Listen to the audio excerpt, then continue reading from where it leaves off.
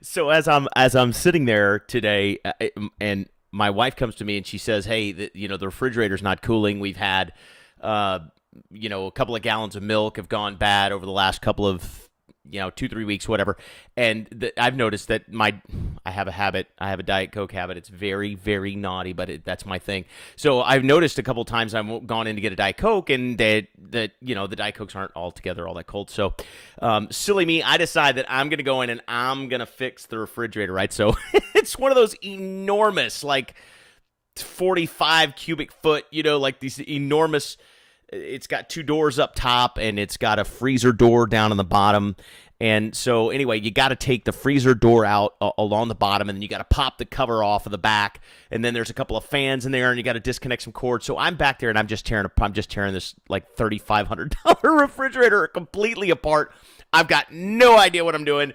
And then I get it out, and of course, the fans aren't frozen over. There's nothing wrong with them. There's no ice buildup in there. There's nothing that would cause the refrigerator to not. And then it dawns on me that, I didn't close the little trigger fingers in the door and then feel to make sure that there was cold air coming out of all the vents. Like, I could have saved myself a lot of pain and suffering if I'd have just realized there was already cold air coming out and into the refrigerator. But regardless, I get all this done.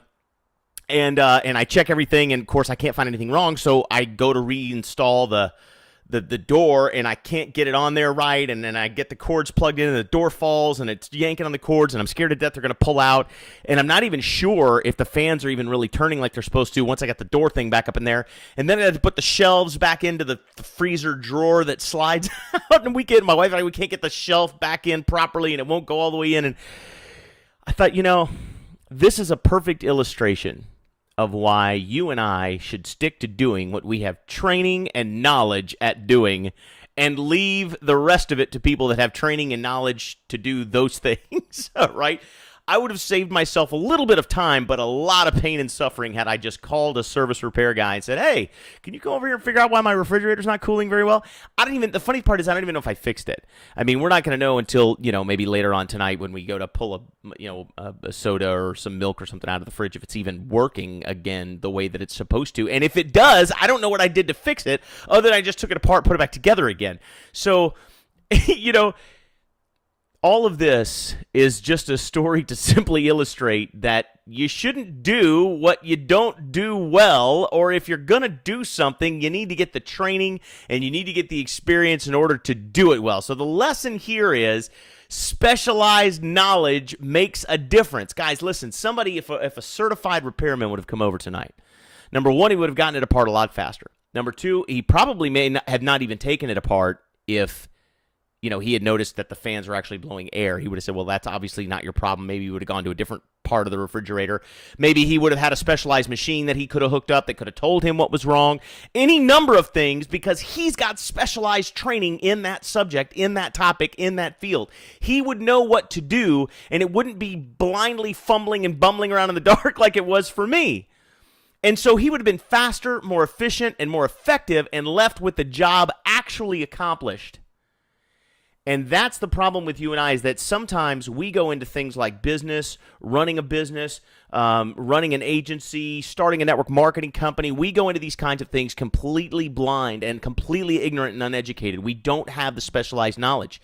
And so we're bumbling and fumbling and flipping around in the dark, and we're not even really sure if we're doing it the right way. And if we are, we don't know really if we're going to get any results. And if we are getting results, we're really not sure if we got them by accident, or if we got them on purpose, or if we got them because we were good or skilled or just got lucky.